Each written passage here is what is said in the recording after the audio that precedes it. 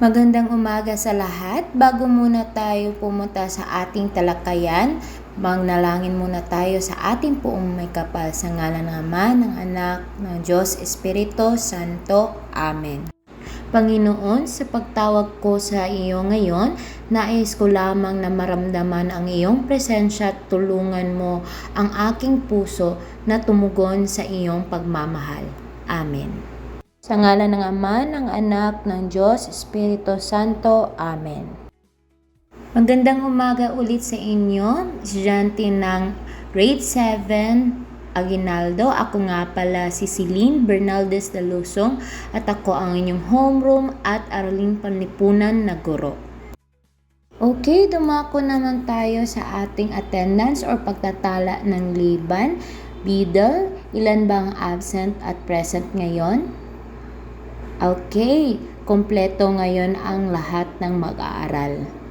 Ngayon, dumako naman tayo sa ating alituntunin sa silid-aralan.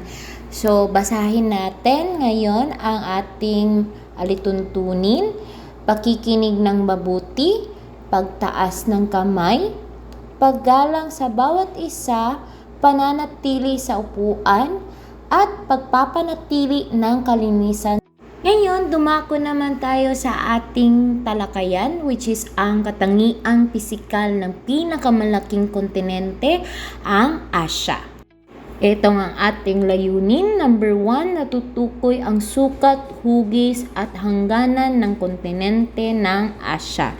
Number 2, na ipapaliwanag ang paghahating heograpiko ng Asya sa 5 rehiyon.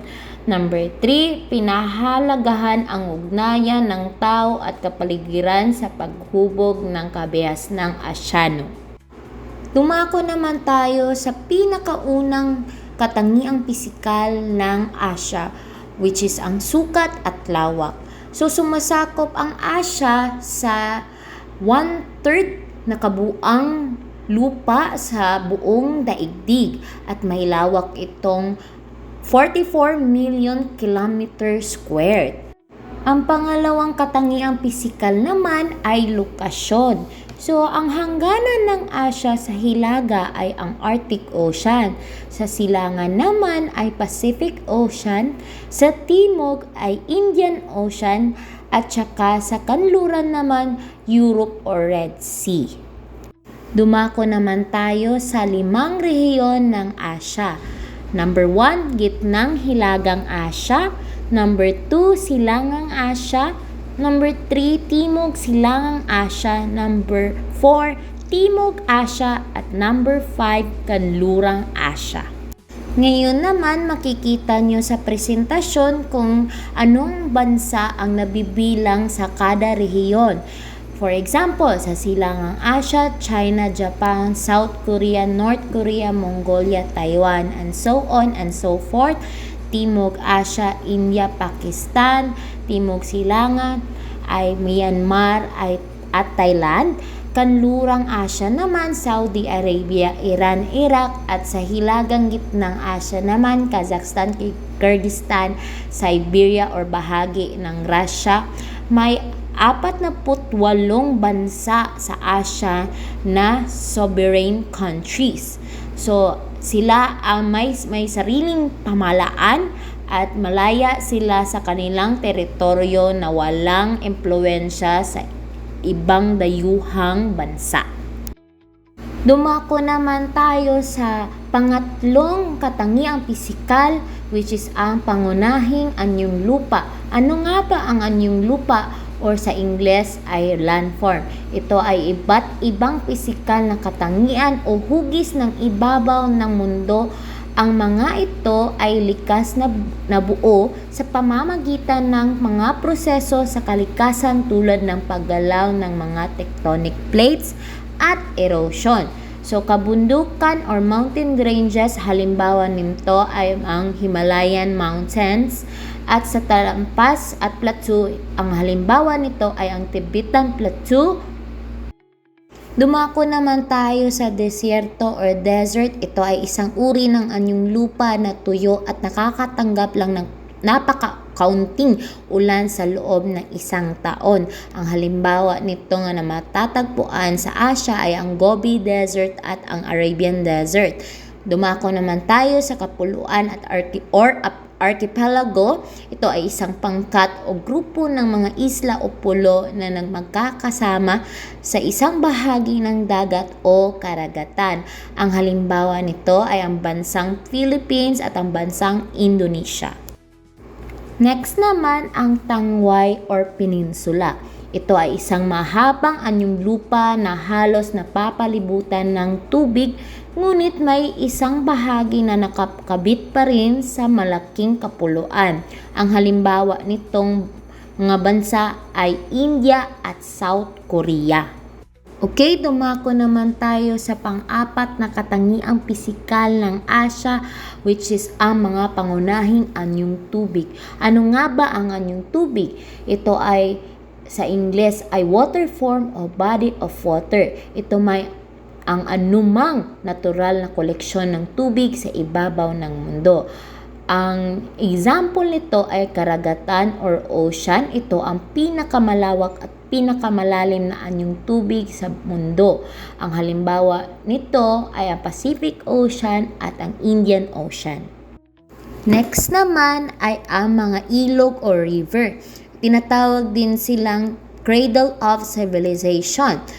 Ito ay isang termino na ginagamit sa mga lugar kung saan unang sumibol ang mga sibilisadong lipunan ng tao. Ang halimbawa ng mga ilog ay Tigris at Euphrates na tatagpuan sa kanlurang Asya or sa Middle East.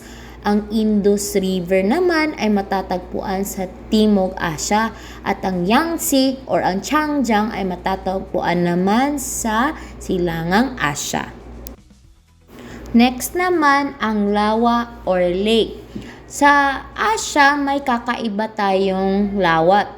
Pero ang lawa ay isang anyong tubig na napapaligiran ng lupa.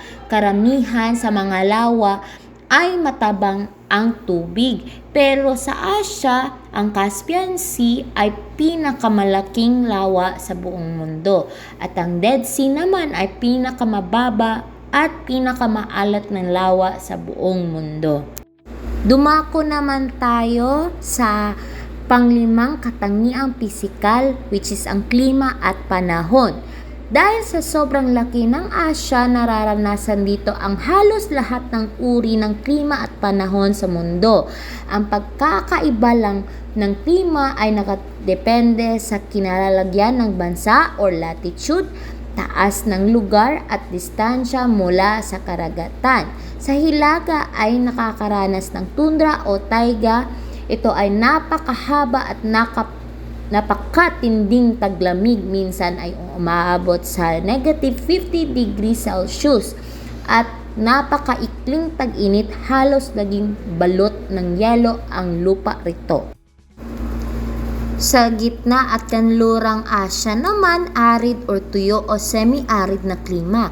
Napakainit at tuyo sa buong taon. Bihira ang ulan, gayunpaman ang mga lugar na malapit sa dagat tulad ng Mediterranean coast ay nakakaranas ng katamtamang klima. Next naman, Timog at Timog Silangang Asya. Tropikal at ang sistemang monsoon, habagat at amihan. Mainit at limbab or humid sa buong taon. Mayroon lamang dalawang pangunahing panahon, tag-init at tag-ulan. Dahil malapit sa Pacific Ocean, madalas din itong daanan ng mga bagyo. Sa Silangang Asya naman ay temperate or may apat na panahon, tagsibol, tag-araw, taglagas at taglamig. Ito ang buod ng talakayan. Ang Asya ang pinakamalaking kontinente sa daigdig na sumasakop sa halos 44 million kilometers squared at nahahati sa 5 magkakaibang rehiyon batay sa pisikal at kultura na aspeto. Dahil sa lawak nito, matatagpuan dito ang mga ekstremong katangian gaya ng pinakamataas na bundok ang Mount Everest, pinakamababang anyong tubig ang Dead Sea at iba't ibang klima mula sa nagyayelong tundra hanggang sa mainit na disyerto at tropikal na monsoon. Ang heograpiya nito ay hindi lamang nagtatakda ng mga hangganan ng mga bansa, kundi nagsilbi ring pundasyon ng mga sinaunang kabiasnan at patuloy na humuhubog sa ekonomiya at pamumuhay ng mga Asyano sa kasalukuyan.